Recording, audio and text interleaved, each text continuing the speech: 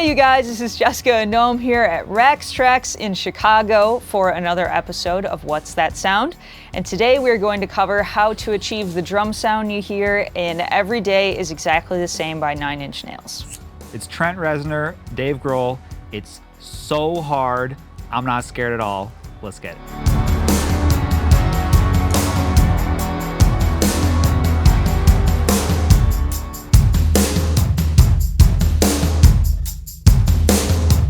So for our drums today, we have our trusty 70s Gretsch kit in the studio, and we used a Ludwig Supraphonic snare drum. And for our cymbals, we have 14-inch K-Dark hi-hats. In addition to our Gretsch kick drum, we also needed an even boomier kick sound. So we found a Ludwig kick drum, a 22-inch, and it had a fiber skin head to get us a really huge boomy sound.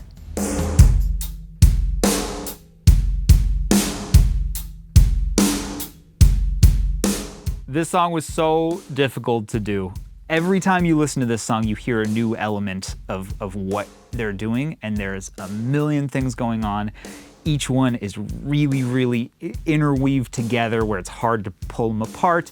We did our best to kind of figure out each element that was happening. So let's listen to each microphone and I'll kind of run you through it.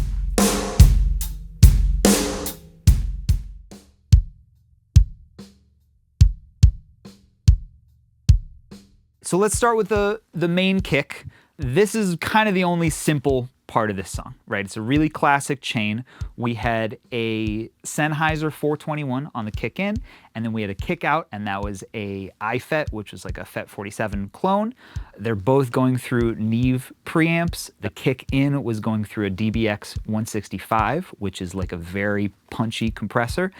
Past that, it really just sounds like a kick drum. So let's listen to that.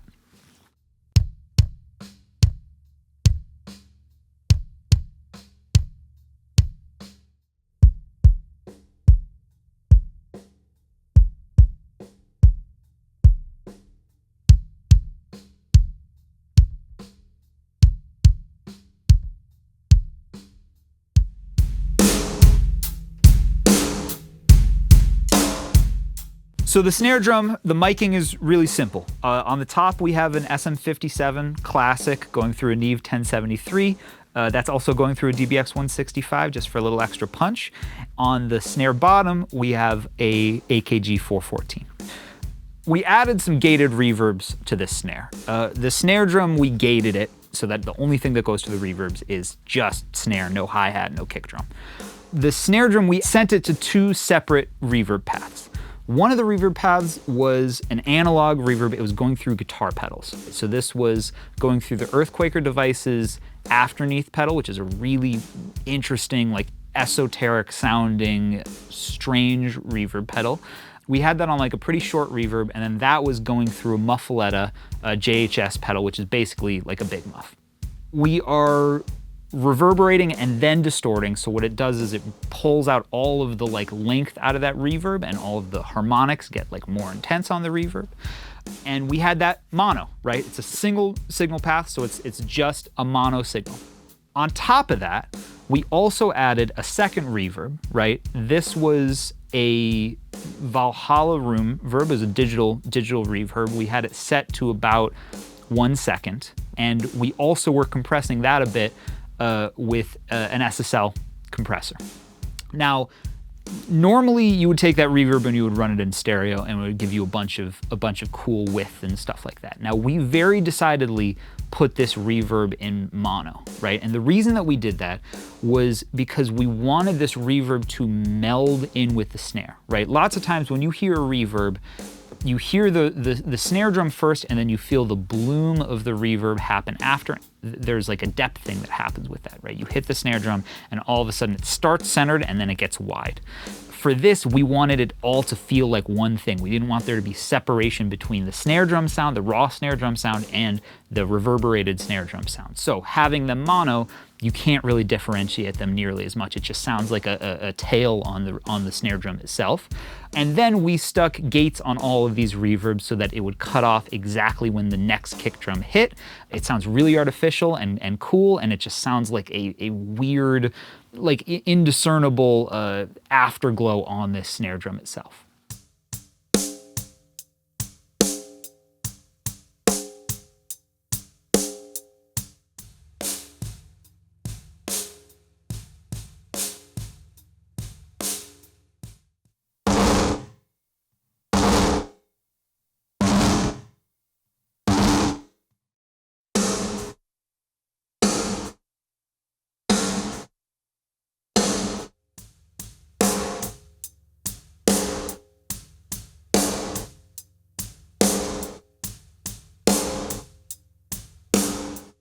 For our overheads, we're using Shep's V4Us.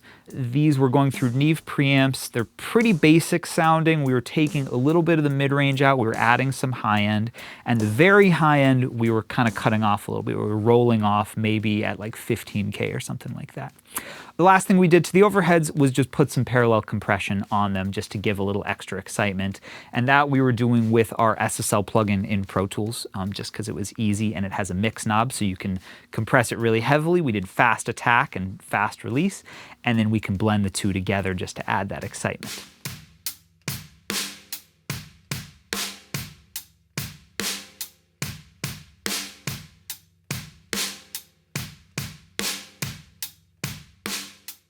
The room mics we went a little bananas on.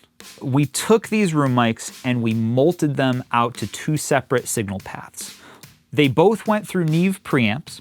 One of them went straight into Pro Tools from the Neve preamps with no compression built into it.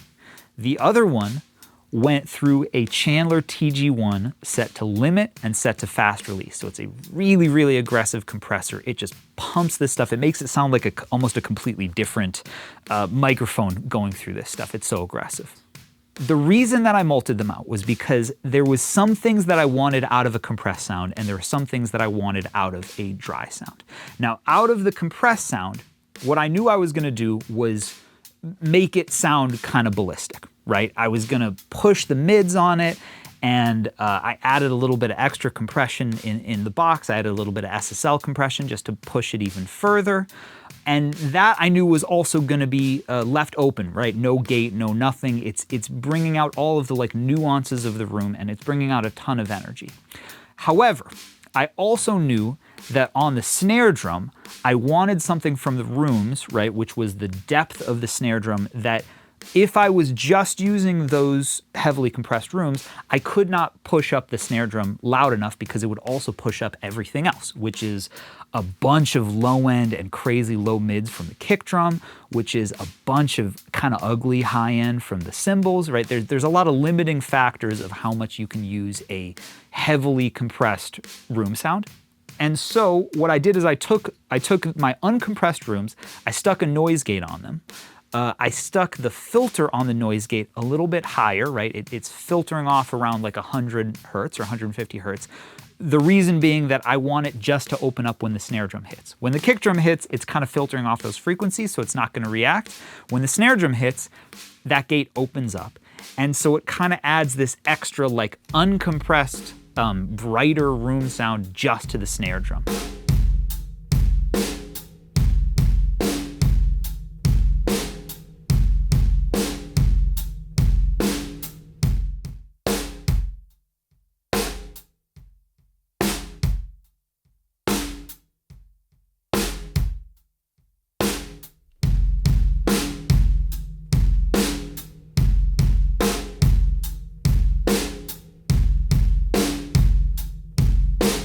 So listening to this record, we kind of suspected that there were some overdubs going on.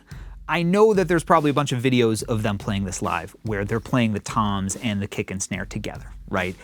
However, what you can kind of tell from the recording is that the processing on those instruments is different. The toms feel a lot wider. The toms feel a lot roomier than the kick and snare. And the only way to have that depth completely different between those two elements is to record them separately. They're also happens to be some parts where there would probably be not enough hands to play it fully. So we knew that the toms were going to be an overdub.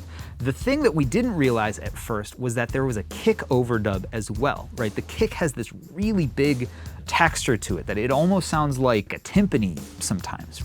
And there was one hit going on in the beat where this timpani sound hit and it did not have the regular kick drum sound with it. And that was the clue that kind of gave us the hint that they probably recorded these are two separate sounds. They're not just one sound that is all melding together. It's two separate sounds that are layered on top of each other.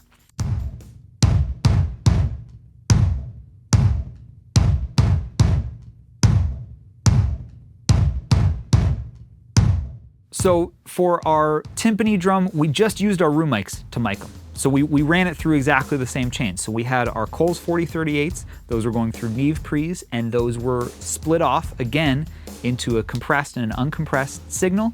The compressed signal was done with a TG1. It really smashed it to bits. And I ended up compressing the two of them together even further with the Devil Lock by Sound Toys.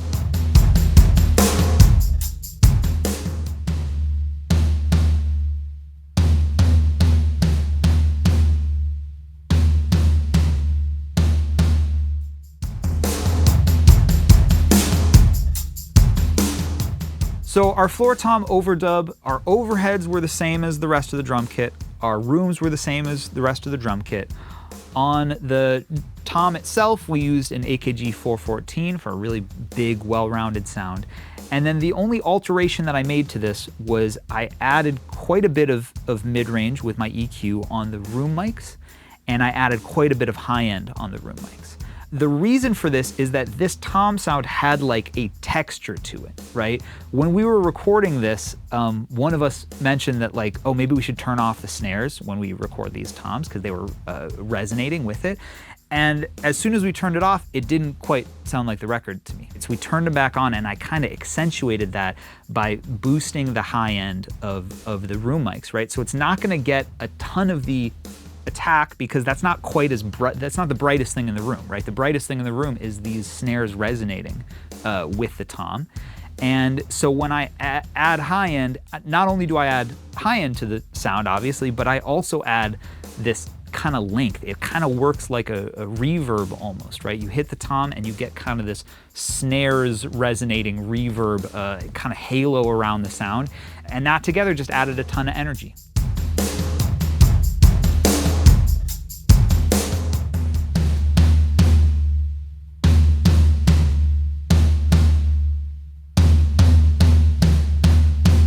Tambourine, we just recorded with our overheads and added it in. Here's the whole thing together.